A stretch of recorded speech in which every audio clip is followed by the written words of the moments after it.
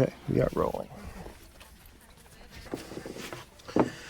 All right, so as I said, my name's Aaron. I've been coming to this event off and on for about 18 years. I've taught a lot of different things.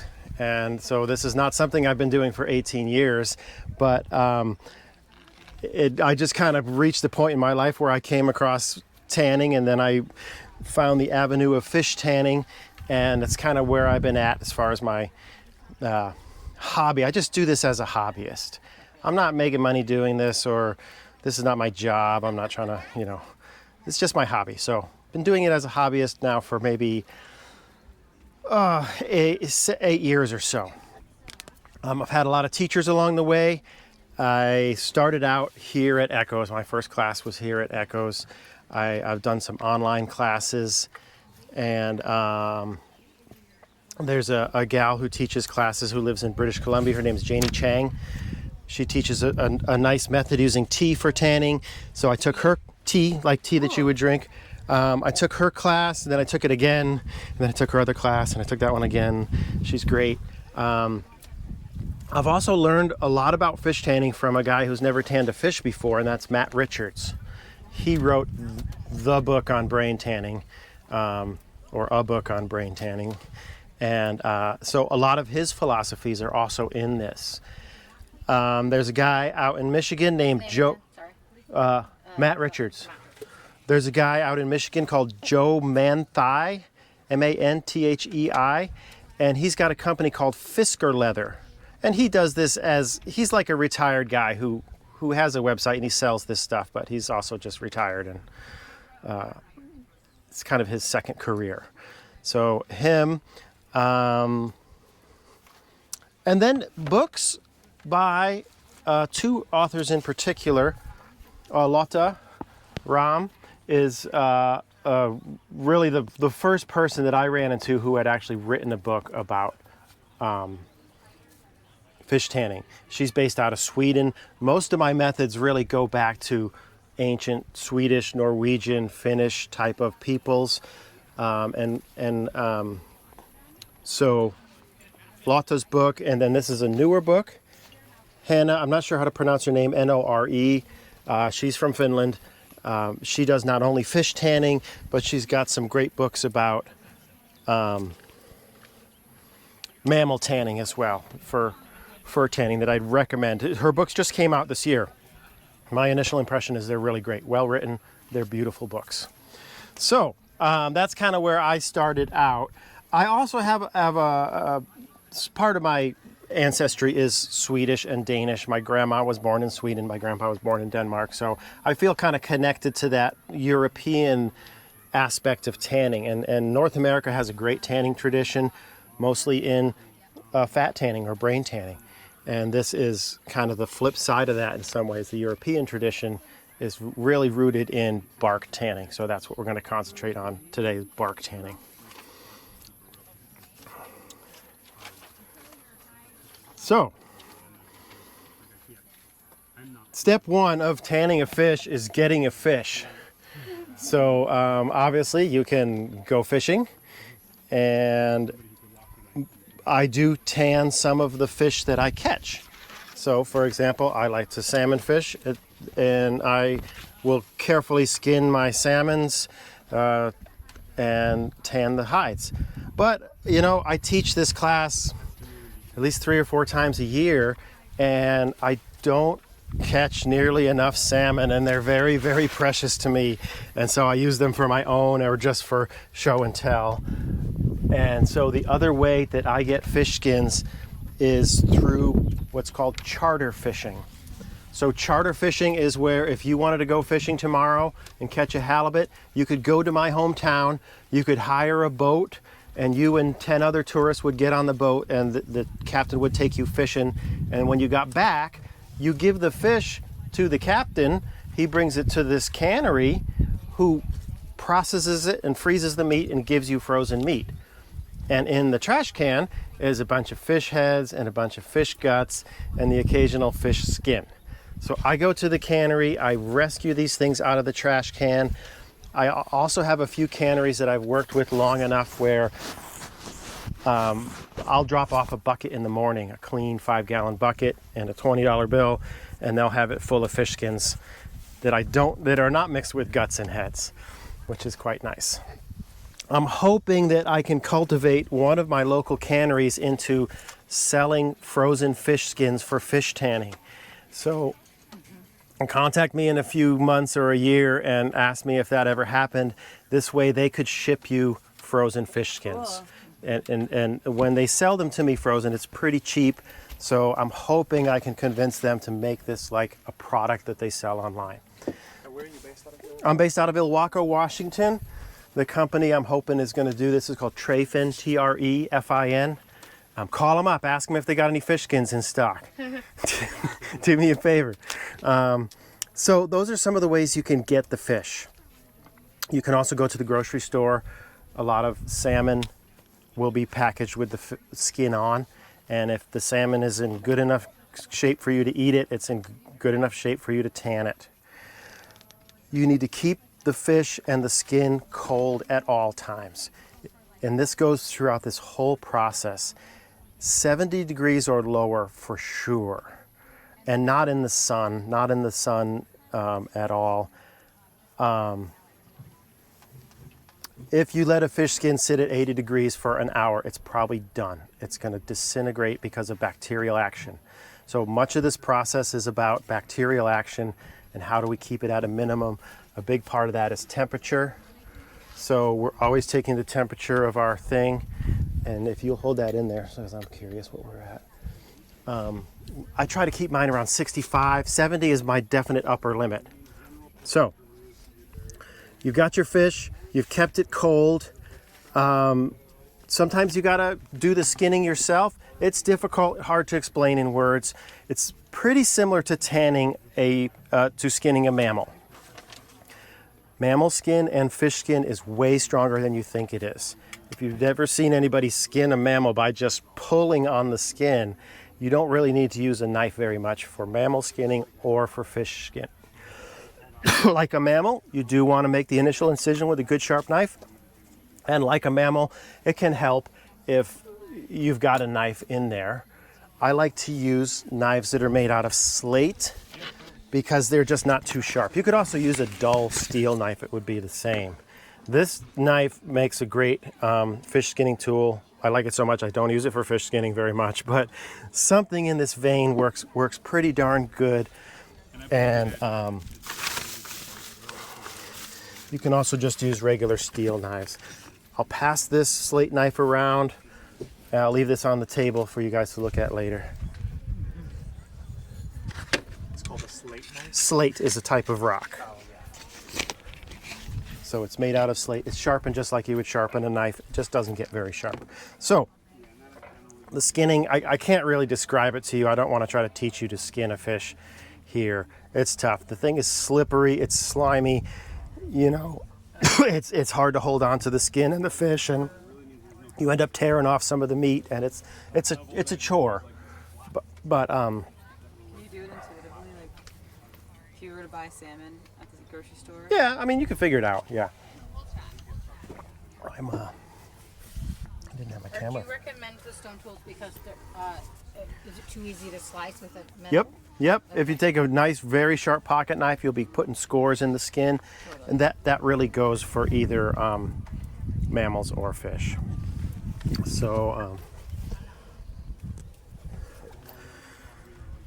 So now we've got the skin off the fish. We probably don't want to start tanning that thing right away. Because either A, like you just got back from the cannery and you've got 5 gallons of these things to deal with, or B, you've just been fishing all day and you just want to have some salmon dinner and go to bed, or for whatever reason you want to preserve them. The absolute best way to preserve fish skin is by freezing. And what I do, because I'm processing usually 50 to 100 at a time, is I've got a 5-gallon bucket of fish on ice. Everything's always on ice in this. Even these buckets, we're putting ice in them. Then I take out a skin and I scrape it where I scrape about 50% of the flesh off with one swipe of this scraper or something like this. And if you get into a rhythm, you can usually get about half of the scraping done before you even freeze it. This saves room on freezer space. So, and it makes them thaw easier, and it's less of a mess when you go to actually scrape them. So you're scraping off the skin or the... You're scraping off the flesh of the fish meat Okay. is adhering to the skin. Okay. So just like a mammal, you would do a similar thing. So I'm going to lay it down on my table. I'm going to swipe off 50% of the thing, and then I'm going to roll it up into a roll. And then I'll put that roll on a cookie sheet that's been covered with wax paper. And then I repeat that, and I put the little rolls next to each other like you're making cookies or something until the whole cookie sheet is full. They put another sheet of wax paper on top and put another layer of these little rolls. And I do 2 or 3 layers until I've got like probably 40 fish skins on a cookie sheet. And then I put that into my freezer. Leave it overnight, it freezes solid. Then you bust them out of the cookie sheet and you just put them in a gallon Ziploc bag. And now they're all separate. And if you want to tan one, you can tan one. If you want to take out 6, you can take out 6. And because they're small, they thaw quickly. And thawing is a time when bad things can happen to your skins because they're just sitting there thawing for hours. If you just whack them all straight into a gallon Ziploc, you're going to have a block of fish ice that's a gallon big that's going to take hours to thaw. But if you do it like I'm describing, you can thaw a fish skin in about 5 minutes. And we did that this morning. We started out this morning with frozen skins and they just thawed right up. So if you don't want to freeze them, you can also dry them. You have to scrape them completely clean. Even I would say cleaner than what we did for our class. You need every last ounce of flesh off of them, and then you pin them out. I just use like thumbtacks and I pin them out on a board, or if you have a window that never sees sun or a sheet of glass or a sheet of formica or something smooth, you can just smooth them out and stick them to a piece of glass. And you can squeegee most of the water out as you smooth them onto that glass. And then you can just leave them for 48 hours. They'll just eventually peel off the glass and they'll be completely dry. And once they're dry, they keep for years. I have tanned fish hides that have been dried for as much as about 4 years. So you've got freezing, you've got drying. The other way that's used often in mammal hides is salting. I'm sure you can salt a fish skin. I've never done it, but I believe you would flesh it and then layer it with salt. There's no need necessarily to... I don't want to say much about salting because I just don't know much about it, but some people salt their fish skins. I've heard it's the least favored method of preserving. So freezing is great. Drying is super convenient for storage. Salting is possible. I need to learn about that. So, questions so far? When it comes to the freezing versus drying, so freezing, the advantage is like if you have a lot, you can immediately preserve them, process them later. And then drying the skin, could you just describe that once more? It's like if you have a window that you could press it on? Yeah. So I could use this as an example too. I could just take a fish skin and stick it down to this and just kind of squeegee, just kind of smooth it out onto here until it was just plastered to there, and the surface tension of the water would be kind of holding it down to this thing. And then I could walk away for 2 days and it would eventually dry. If I did this on a rough plywood surface, the skin would stick on there and it'd make a mess when I try to peel it off. So would this be too rough then? Too rough. Yeah. But if you do it on glass or plastic or metal, then it works very well. But it can never have sunshine on it. So your average window is probably not good, but with a little bit of creativity, you can stick it to any smooth surface and keep that, like everything, keep it at 70 degrees or less. Once it's dry, I suppose you could let the hide get up to 80 or whatever. I live in a pretty cool place, so I've never really messed with that too much. So you want it somewhere where it doesn't have direct sun and it's beneath 70 degrees. Yep. Yep, this entire process. No sun under 70. So now we've got our skin, it's dry, we decide we're going to tan it. We of course need to collect different tools and materials, scrapers and maybe measuring tools and all things like that. But then we have to choose a tanning method. So let me just kind of go through a very quick look at some of the different tanning methods that exist out there.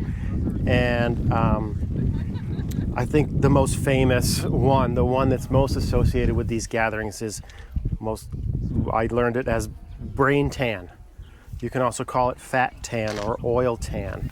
It is the most common tanning method in ancient North America.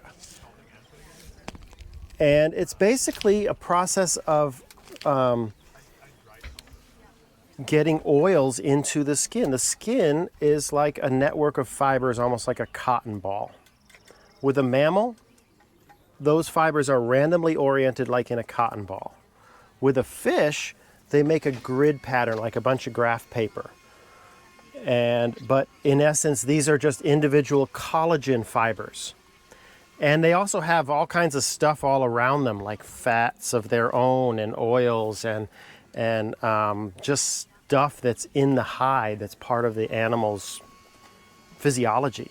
And so often these tanning processes start with getting some of that gunk out of the hide.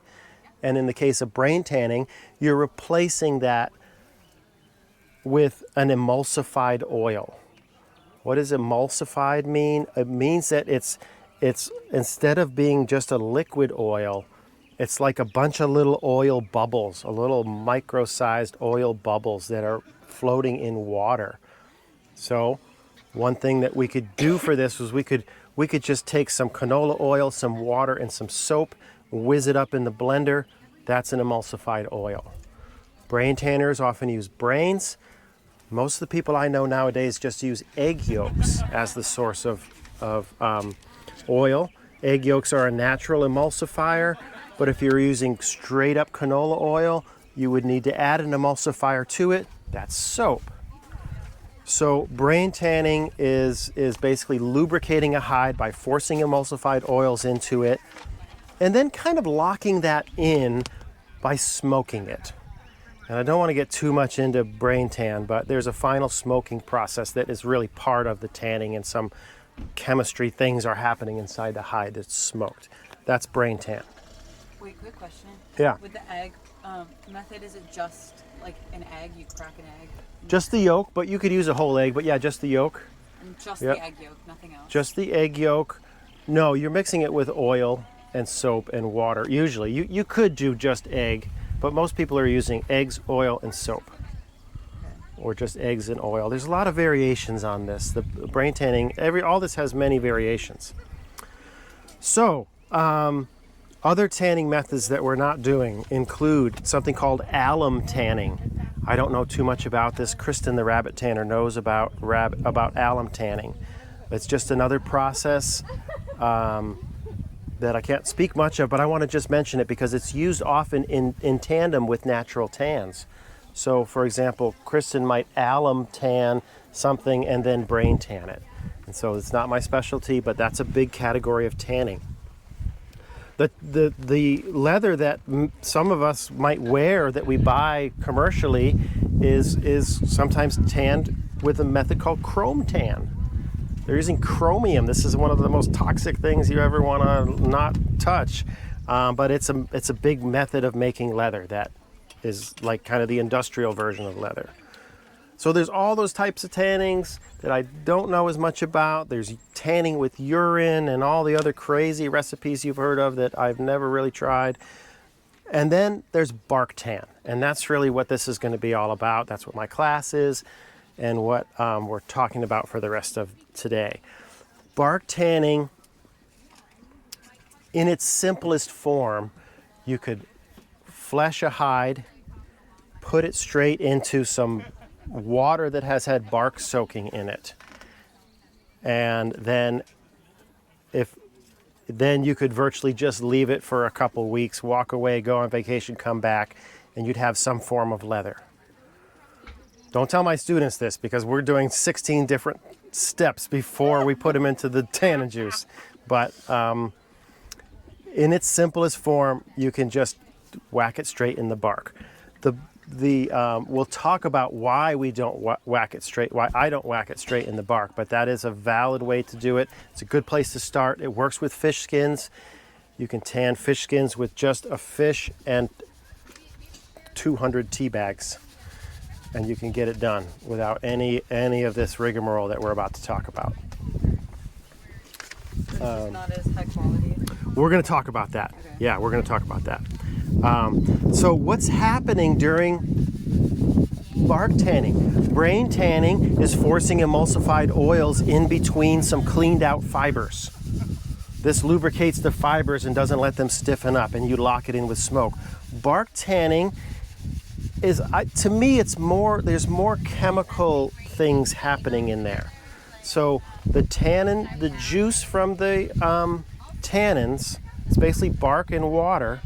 It seeps into the hide as a liquid. The tannins are dissolved in water, same way that salt is dissolved into salt water. But once those tannins touch the collagen fibers, there's part of the collagen fibers that they can bond to. And now they're no longer dissolved acids. They're now physically part of the leather. The collagen molecules, the collagen fibers of the hide, they change and they kind of puff out. And when they bond with tannins, it's almost like, you know, if you put out your elbows in a crowd and everybody around you put out their elbows in a crowd, the whole crowd would get a lot bigger and kind of puff out. The same thing with these collagen fibers. They're physically becoming bigger and they're repelling each other with their new chemical properties that they attain through this bonding. Throughout tanning and many things, pH can become important. pH is a way we measure acidity. And so at certain times, different reactions happen best at certain pHs and certain temperatures. All reactions that I can think of go faster if it's warmer, but bacteria also go faster when it's warmer. So in a way, we would like to tan at higher temperatures, but we can't with fish. So temperature is part of it, pH is part of it, and there's really just a lot of different chemical things happening, that some of which I understand, some of which I don't. So I've got to the line in my thing. That means that we need to take the fish skins and let's put them in this yellow bucket with as little of the liquid as possible. So now we're going to have a big dilution. So we're going to scoop them out carefully with the stick, and we're going to transfer them into here. Can you do that? Yep. Just let them drip off a little while you transfer them. And we can take the pH on that. So, that's kind of the intro part. We've talked about the general principles. What is tanning? How do you get to the point where you're going to tan? What different types of tanning do we have? Now I'd like to start taking a look at some of the tools that we use. And there are, so for starters, you need a sharp knife to get the fish opened, at the very least. You need something to help you skin it, which could be your fillet knife, or it could be one of these dull slate knives, a dull kitchen knife, a spoon, or really just your fingers. You can pull a skin most of the way off of a fish. It's hard to hold the fish down enough to pull on it. But so for example, if you imagine a salmon out on the table in front of me, I could drive a nail through the tail and then the fish would be locked onto my table, right? And then don't do this while your family's around. And then you could virtually pull the skin right off the fish. Or you can kind of coax it off by slicing your way through, peel it up a little bit, slice your way through, peel it up a little, slice your way through. So a knife for that. For scraping, dull tools are the ones that I like to use. So we're scraping a fish skin while it's still wet, and I'm using a tool. This one's made of bronze, which is nice because it won't rust. If it stays wet, it won't get all rusty. And also iron can cause black spots or other colors in your tanning that you might not want. So these are custom made fish scrapers, but there's a lot that you can adapt for this. This is a higher end drywall knife that's been cut a little bit shorter. It's had the straight part rounded, just the way I like it rounded. And then it's been buffed pretty smooth, so there's really no sharp edges. You could not possibly cut your hand with this. This has a little bit of flexibility. It works great. You probably have one in your junk drawer already that you could turn into this. You don't want to use it as is, but with a little bit of sandpaper at the very least, you can make a beautiful tool. I love these tools. They are one of a kind. They're designed and made by me. They have a lot of special meaning to me, and I put a lot of thought into them. But when I'm at home tanning, I don't pick that up. I pick this up. This is just super convenient, and the flexibility I like. It's a good multi-tool for that. You can get creative too. An old axe head that's dull works fine. I did my first couple of years of tanning with an old axe head or something like this. This is a bronze axe head that's not too sharp. So that works too. For scraping. Scraping surfaces, it's kind of a matter of preference. I like to scrape on a hard wooden surface. When I'm at home, I'm working on a metal tabletop, and I have a piece of wood about the size of a clipboard that is my working surface. And so then that piece of wood is like my little table that I work on. It's nice to have a very hard piece of wood, not just like a piece of pine. And this plywood I don't think is ideal for me, but plywood will also work. Softwood will also work. We scraped 20 skins on plywood this morning and it worked fine. But I like to work on as hard a surface as possible, something I can clean easily too. So that's your basic tools. You know, you need a lot of buckets and stuff. You can see some of the other things around here. Measuring tools, for example, pH paper and a thermometer at the very least is great to have.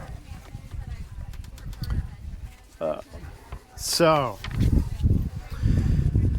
now we're going to go from tools. We're going to talk about the steps of tanning, and this is where my students are already partway into this process, but this is going to explain a lot of the why don't I just drop them straight into tannins. So there's an old saying in Europe among tanners, and they say, leather is made in the beam house. Leather is made in the beam house. So at a tannery, there's a bunch of different buildings. There's the building where they put the stuff in the tannin. There's the building where they skin the animals. There's the building where they finish the leather. And there's the beam house. In the beam house, the leather is scraped and it goes through steps that it needs to go through before it gets to the actual tannery, the actual vats of tannins that they might have used in the old days. So they're basically saying that the quality of your leather is determined by everything you do before you put it in the tannins. The tannins definitely have something to do with it. You know, it wouldn't be tanning without them. But these pre-tanning steps with either fish or with mammals really give the leather some of the character that it's going to have. And so I want to talk about how that applies to fish, starting with what we did this morning, which is liming. Liming is soaking the skins in a solution of hydrated lime. Hydrated lime is also called builder's lime or slaked lime. It is not garden lime. It's builder's lime. You get it in the building section of the building store, right next to the cement bags 50 pounds of it will cost you about 20 bucks, and that'll last you your entire lifetime if you can keep it from going bad. What is it? What is lime? You could make it if you had a nice hot fire and you put a bunch of seashells on the rocks around your very hot fire. Those seashells would undergo a chemical reaction that would turn them from regular old calcium carbonate into slaked lime. What exactly is happening there, I don't know, but it's chemically changing the regular old calcium carbonate into a kind of a newly hopped up version of calcium carbonate that is reactive. And what it does in brick mortar, I don't know, but for us, think of it like a supercharged soap. It washes out all that gunk that's in between the collagen fibers, all that gunk we talked about that will inhibit the penetration of our tannins or our emulsified fats. So how do we make up a lime solution? Luckily, you just have to add lime powder to water until no more will dissolve. Lime powder looks like powdered sugar, and it's caustic. You don't want it to touch your hands. It's not super bad on your hands, but you don't want it to touch your hands or skin. You definitely don't want it in your eyes or mouth. When you add it to water, it makes a very high pH solution. So you're familiar with how acids can be dangerous, right? You don't want to get battery acid on you, right? Because it's a very low pH, and bad acid is bad for you. It can hurt your skin. High pH is the same but different. It's also bad for your skin, and you have to be a little bit careful with lime, especially when it's at its full strength. Full strength lime solution, a hydrated, a saturated solution of lime is going to be about pH 12 or so. I'm taking the pH of our solution. Eventually we're going to dilute the lime to rinse it out, and we're already at 7, so we're doing very well on that. So that's great. So you mix up a solution of lime. Like everything, it's below 70 degrees.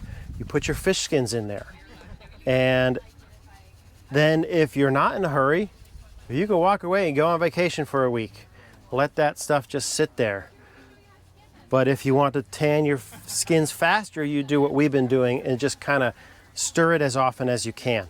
The more the hide is moving around and bending and flexing in that lime, the more the lime is being pumped in and out of those fibers. So yes, this will eventually happen if you just let it sit. All this stuff will eventually happen without you worrying about it. But oftentimes people are mixing this stuff just to hurry it up and to make it even, make everything even. So you put it in the lime, and you're basically mixing it for as long as you can tolerate. Do you do the whole lime and de-lime process when you're doing brain tanning? Some people do. Some people do. Other people might do a substitute for that, which would be lye made from wood ashes. That's kind of the more old school way that a lot of people do it. Some people, I'm sure, would omit that altogether, and I'm sure you could brain tan without this pre-tanning step. But I think with brain tanning especially, the more pre-tanning steps you can do, the better chance you have of getting good brain penetration. If you've ever done a brain tan hide, the thing that stands between you and a good soft hide is brain penetration. So that's why I lime. It's also traditional. Scandinavians were liming their hides. Many people here in modern times don't lime fish hides anymore. I'd like to experiment with liming and not liming and take some notes and try to figure stuff out. But for now, I'm sticking with liming. That's the way my teachers are telling me to do it for the most part, and it works. I think it speeds things up, and I think it leads to a softer final result, and it gets you there faster. It gives you more consistent results. So liming. When you're done liming, some fish skins, we just lime these for 2 hours. But if I was doing this at home, I'd probably just lime them overnight, 8 to 12 hours, depending on how you want to do it. Then when you're ready to, you have to de-lime them. And this, you would think that you could just dump out the lime, give them a swish in water, and they'd be fine. But lime takes a long time to work out of the hide. So as a general rule, I would say de-lime at least as long as you limed for, and at least for 4 hours minimum. So we just limed for about 2 hours, but we're still de-liming for 4. If you limed them for 8 hours, go ahead and de-lime them for the whole rest of that 24-hour cycle. You can't really overdo de-liming, but once the pH gets to a level that bacteria can tolerate, it's back to the same old race against bacteria. So that's kind of where we're at now. This stuff's at pH 8. Bacteria would be fine growing in there. So we're gonna just keep taking the temperature and keeping it cold. You could check the temp for me. So de-liming, they say, and this is another thing I want to test, they say it should be done slowly. So the first step in de-liming is basically to dilute the lime solution by half, make it half as strong. Stir it around in there for a while, then for 20 minutes. And then make it half as strong again, stir it around again for 20 minutes. Repeat that 5 times. And then, ideally, put them in running water of some kind. What I do at home in wintertime is I put a bucket outside, I run the hose down into the bottom of the bucket, and I turn the hose on just a slow trickle. And I let that hose slow trickle into the bottom of that bucket. It overflows the bucket for 6 hours or more, just to really rinse out that lime. When you're done rinsing out all that lime, you still want to bump that pH down a little lower, and this will depend on the pH of your water. But ideally, you want that pH to be down around 5, maybe 6 when you're done. Most water is more like 7. So in order to get that final drop down below the pH of your water, It's about 70. I'm going to grab some ice for that. I'll be right back. In order to get that pH down, we're going to add vinegar, just little bits, like by the teaspoon to a 5-gallon bucket. And we're going to monitor pH as we drop that vinegar in there, and then we'll let them sit in a slightly acidified vinegar water at the end of the de-liming process. And then after that, we go to baiting, which I'll talk about after I get ice for our bucket.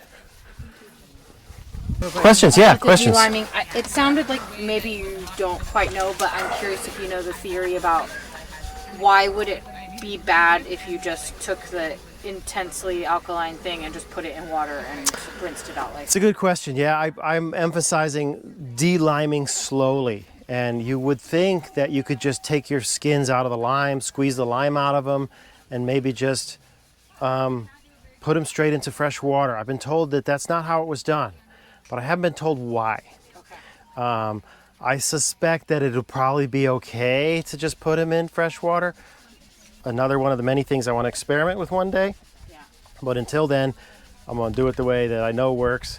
It takes a few extra hours. But I think even if you dunked them straight in water, there's still lime inside the hide that's going to take a while to get out. So that it might help speed it up, but I think you'd still be waiting. And I wonder if that's the danger, then it would take a long time for that lime to exit the hide, but your solution wouldn't be alkaline enough to inhibit bacteria. Yeah, yeah, and that's kind of where we're at right here. Is we're at a point where we've almost soaking them in fresh water, and that water is now 70 degrees, and we're getting into the danger zone. So, yep. So, after liming, you can bring it to pH 5 or 6 and put it in the tannins, or you can do more pre-tanning steps, which accomplish the same sorts of things in different ways. So liming is something we do to remove the gunk that's in between the collagen fibers, that gunk that resists tanning solutions. Baiting is another method to do this. Essentially with baiting, you're making a solution that has enzymes in it. Enzymes are chemicals that hurry along chemical reactions. And so this kind of allows some breakdown of these fibers that are inhibiting what we want to do next. So traditionally baiting was done by mixing chicken manure with water, letting it sit out in the sun for a while, and then cooling it down and using it on fish skins. Do you guys want to do that later? Yeah. I don't. But luckily there's another way to do it that is much more accessible to all of you, which is to put dog shit in water and let that sit around for a while. And there's the right enzymes in that. But luckily there's a third way, which is what we're actually going to do. And it's an enzyme that was originally isolated from the pancreas of a cow, but is now made industrially. So it's an industrial chemical that was once a natural chemical. And it's an enzyme that you can buy in a powdered form. And so we're going to put a few tablespoons of powder into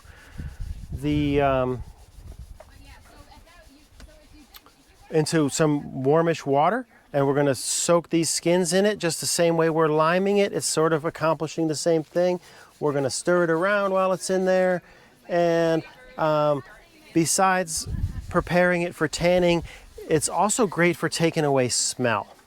And it's great for mammals or skunks or otters or things that are stinky, musky animals, male deer, goats. It really helps to knock down the smell. It takes away the fishy smell completely. And fish tanners, this is a kind of a taxidermy trick. It's what taxidermists use. But fish tanners and natural tanners are starting to use this enzyme. And the name of it is Oropon, O-R-O-P-O-N. It's in my handout, and if you guys are just here for the lecture, I can get you a handout or you can take a photo of it. Oropon. So that comes after deliming. What is the purpose of baiting again? Baiting, like liming, helps to wash out the things that exist between the collagen fibers that are going to resist your tannin solutions. So it's going to rinse out oil and other things I don't know the names of that are in the hide that you don't want in the hide. It's just a different way to do what liming does. Do you need to do both? No. Why are we doing both? I want to make this a complete class and expose you to, like, how complicated could you possibly make this in some ways. And then if you want to go home and simplify it and just put your stuff straight into tea juice, that's great. Do it. See the differences. This is just my way, how I do it. Most of this stuff is optional, including the step that we're not doing with these fish skins, but what I do with all of my deer hides now is called drenching. Drenching, this time, it's not enzymatic so much as it is bacterial. Sort of like when you make yeast and flour and make bread, because there's this chemical thing, the yeast beasties, they grow and they do things to your bread, sort of like the tanning version of that. You start with bran, which is like part of grains, like it's bran like you'd buy at the store. People might eat it for breakfast or use it for fiber. You mix that with warm water and you put in a certain amount of salt to keep the bad bacteria down. And then you let it sit at hopefully 80 degrees overnight without the fish skins in it. And during that time, this stuff starts fermenting like a batch of beer. If you've ever brewed beer and you get that, you're like, oh yeah, it's going, it's bubbling. The solution is actually bubbling. So just like baiting and liming, branning helps to wash out the gunk. And it has a nice side effect in that it naturally puts your hide at the exact pH that's best for tanning, which is 4.5. So after drenching, you can rinse the hide just real quick, nothing fancy, and then you go to your tanning solution. Earlier today, I boiled a 2-gallon pot of water, students, and then I put in about 2/3 of the volume of the pot was water. 1/3 by volume of the pot was fairly finely chopped bark. And How do you get your, how do you chirp your bird? Let's talk about that once I finish talking about how to make this stuff. So, thank you. I put that stuff in the boiling water, and then I let it boil there for another 10 minutes. I could have let it boil for another maybe half hour, but you don't want to boil it for too long. There's two types of tannins in barks. One type comes out in cold water.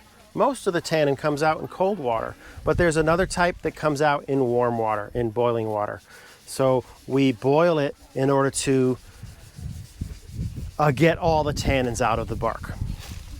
We want to, once that's cool, it's time to put fish skins into it. The fish skins are ready to go in the bark water, but the bark water is not ready yet because, like, number one, you need to cool it down to 70 degrees for sure. And number two, another one of these traditional things that may or may not be true for our purposes is that you don't want to start with a super strong tannin solution. I've made a super strong tannin solution in there. We'll measure it later. But you want to start with something that's weaker. So you cool down your solution. You make it weaker either by diluting or just by starting with some old solution that you used in your last batch of hides. And then you add a bit of salt to knock down the bacteria that could tolerate this weak tannin solution. Then you put the hides into the solution, and at that point the hides are very thirsty for tannins. That is, they can suck a lot of tannins up fast, and they do, and they change in the first half hour. They change noticeably into a more leather feeling stuff. And so I wanted to just mention that one reason why we start with a weak solution is because there's this thing that could happen, which is called, they call it case hardening, where the outside of your leather might get super tanned right away, and that might stop the inside from getting tanned. I believe probably that this is not the case with the types of tannin solutions that we're using today. This might have been a thing in the past because they were using way stronger solutions than what we use today. But another reason, even if that's true or not true, another reason is that when we're done tanning, the tannins in the water that we started with are now in the leather. And the water that we've got left is still got some tannins in it, but not much. It doesn't have enough that the leather that's already tanned can absorb anymore, but it's definitely got enough for a fresh hide that's super thirsty for tannins to suck up the tannins. So a valid reason to start with your old solution from last time is just so you can get your money's worth on the tannins that you just put into that solution. So how do you get the tannins? One way that I've been doing it recently is I find a big old down tree. Many trees work for this. Hemlock is what I've got here. Use a draw knife to cut the fresh bark off a freshly fallen tree, and that's a good source of tannins. When it comes off from the draw knife, it's usually pretty big chunks, and the smaller you can get it, the more tannins you're going to get out of there. So you can go in there with a pair of rose clippers like this and just kind of cut it up. It gets old very fast. You know, you need gallons of this stuff for a big batch of hides. You can run it over with your lawnmower. You can run it through a wood chipper. Anything you can do to reduce the size of it. You can use only small trees. So willow is a great example of something that's high in tannins, that the bark is naturally comes off in small pieces and it's thin, so you don't have to crunch it up. The trees I have access to are 4-foot diameter giants, and so I get thick bark. It's kind of a pain in the butt to work with. If you don't want to harvest your own bark, and it really has to be a freshly killed tree, not a tree that's been rained on for a year. Definitely not. Is that because it just washes the tannins out? It washes the tannins out, yep. So you can also buy tannins. Matt Richards, the guy I mentioned before, is one of the preeminent tanners on this continent, if not the world. He sells tan oak bark. Tan oak is named tan oak for a good reason. It's the best bark for tanning. It's grown in this area. Matt Richards lives around here. They harvest the trees for using their wood, and Matt is able to recover the bark. So like the fish skins, it's kind of a waste product of a local industry. And he shreds it. He must have some kind of amazing shredder. And he shreds it and he sells it in bags like this. So I can't remember what it costs. What that is? 5-gallon bag of this stuff is got a lot of tanning power in there. I don't know for sure. I want to say it's like $15 or something in that general ballpark. So his stuff is great. It's super high quality stuff. It's very finely chopped. It's the absolute best for bark. He and other people also sell, thank you, also sell tanning extracts. So what's a tanning extract? If we took the liquid from our tannin bath and we evaporated it in a cookie sheet, what would be left would be this powdered tannins, essentially. It's not bark powder, it's tannin powder. And so the most common and popular of the extracts is called mimosa extract. It's cheaper when you buy it, or like per tanning project is cheaper, and it goes way faster than anything I've used before. So we're going to use mimosa, but we're not going to use it in the first bath. So here's why. The color of the leather is determined by the first bath you put it in. The second and third baths do add a little bit of color to it, but not nearly as much as the first batch. Tan oak and hemlock make a nice brown chocolatey color that I like. It looks like these patches right here. Mimosa extract kind of leaves you with a pinkish, weird, yeah, so that, I mean, it's fine. I love your hide, but I'm not crazy about the pinkish purple color. This one's not very pink, but I think that's a good example. This is mimosa. Okay, so That's deer. Yeah, so that it got could be dark. darker. Iron content will change the color of mimosa. So it's a great resource. We are going to use it. I'm going to throw it in probably at the end of tomorrow to kind of super juice up our solution. So we put it in weak tannins, then we put it in stronger tannins, and there's sort of 3 levels of tannins we'll put it in. I'm going to just call them weak, medium, and strong. On a barkometer, which I'll show you guys later, it's a tannin measuring tool. I start at something like 5, then I go to 10, then I go to 20. So you're making it more concentrated as you go. And as the hides sit in that tannin, they're sucking tannins out of the solution. So you have to always be checking it, or at least just be aware that you can't let it sit in one tannin bath for 3 weeks, because after the first 2 weeks, that's going to be essentially water that it's sitting in. And if it's not fully tanned, then bacteria are going to want to get in there. So you kind of have to keep up the concentration by either monitoring it with measuring, or just by some sort of intuition of like, yeah, I usually put in a handful a day, or, you know, you have to add tannins pretty much every day. Once the stuff is done tanning, again, there's multiple routes that you can do with it to finish it. You could take it out of the tannins and stick it to a piece of plywood, let it dry, and then it's leather. You can also put some oils into it. All the stuff we've been doing has been taking oils out of your hide, but maybe you don't want a hide that's devoid of oils at the end. So maybe at the end, rather than just drying it out, you want to do a process called re-oiling. This is what I do with all my hides, both deer hides and fish hides. It's basically soaking a bark tanned hide in brain tan solution. So what do you make brain tan solution out of? I make it out of eggs, oil, soap, and water. And so what I would do with fish hides is I'd use my recipe from the handout, eggs, oil, soap, and water. I would put the hides in a bucket. I would put the eggs, oil, soap, and water in there, and I would mush it around with my hands. And then I would start the drying.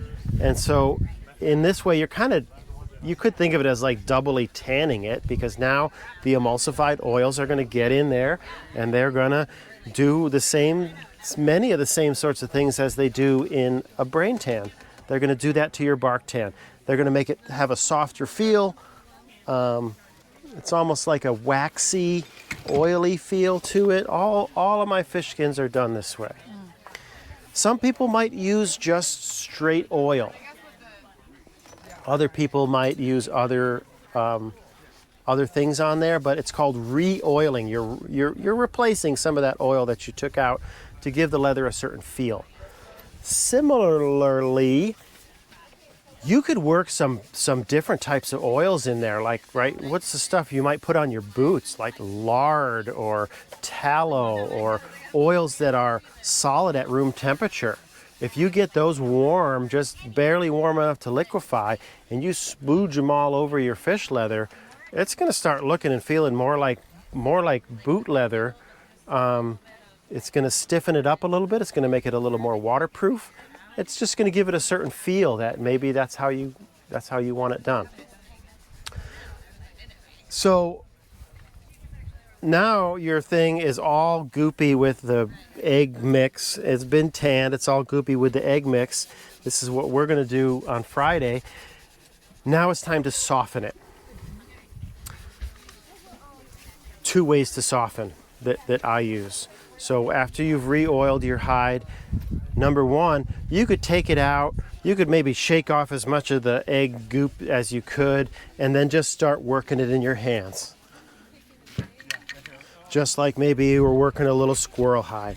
You can rub it like this, or you can rub it over the edge of a table, or you can roll it up one way and go like this.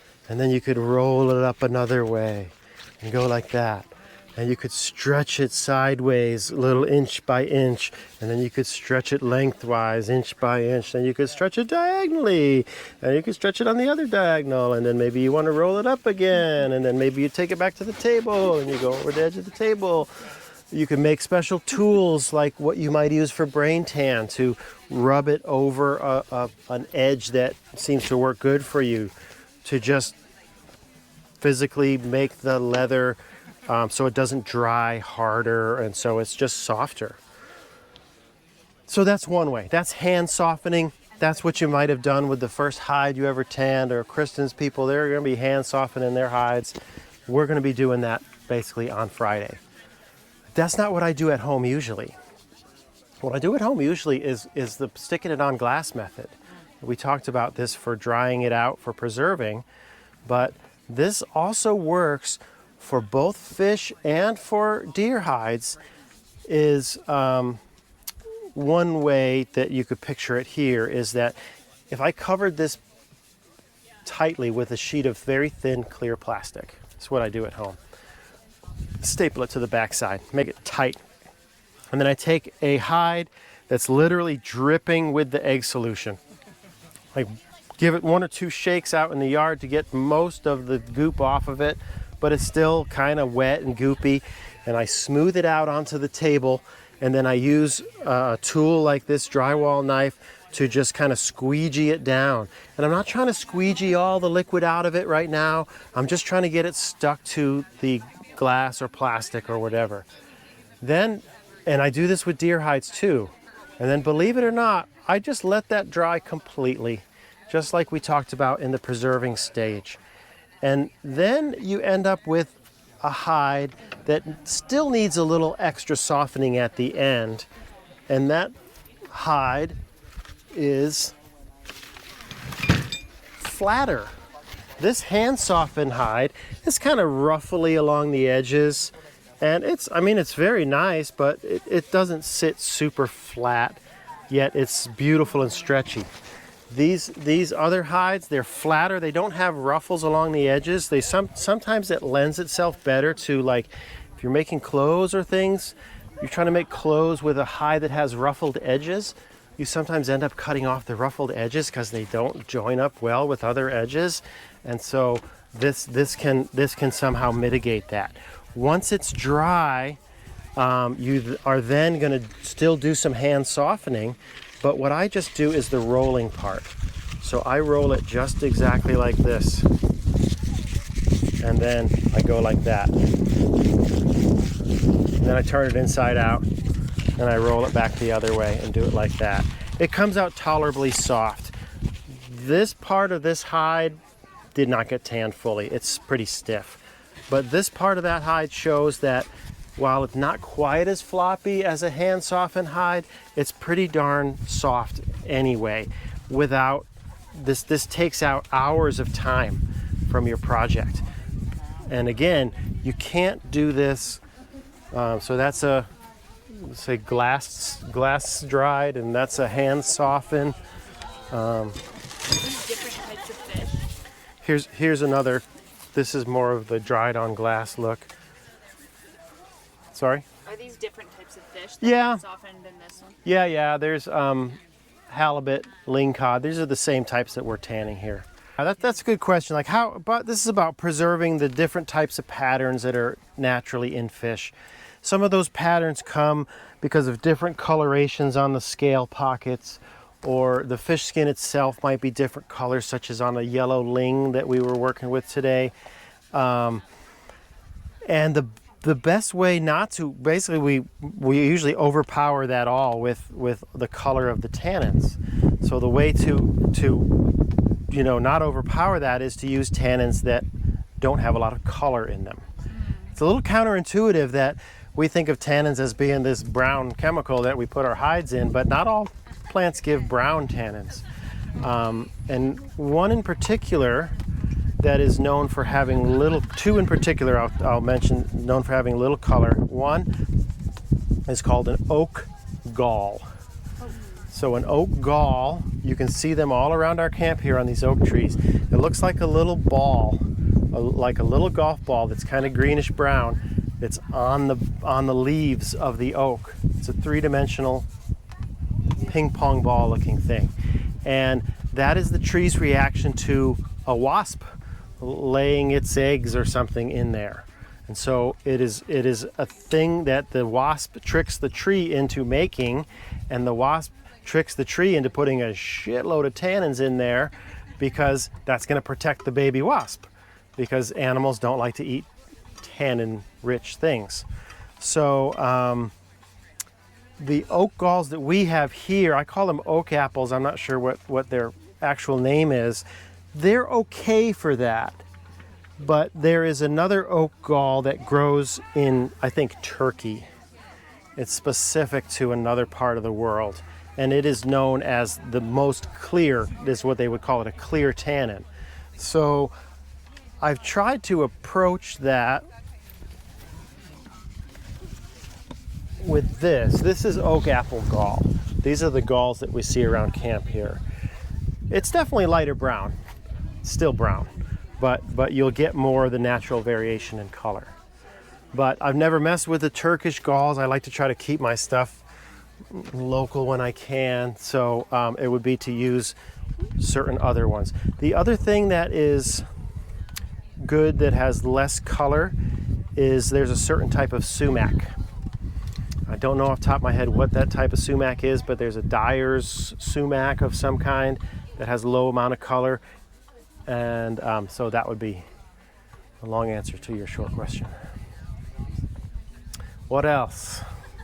Is it the polka dot galls or the more solid white ones that are bigger? The ones that I have used before, the more polka dot looking ones, they tend to be about like a little bigger than a golf ball. It takes a lot of those. If you've ever messed with one of those, it's very spongy and light. So it takes a shitload of them. And I powderized them in a blender to get it working, but I didn't have great results with it. It seemed like it wasn't tanning well, and I was having trouble even getting a good tannin concentration. So it's we're more using stuff here that I know about.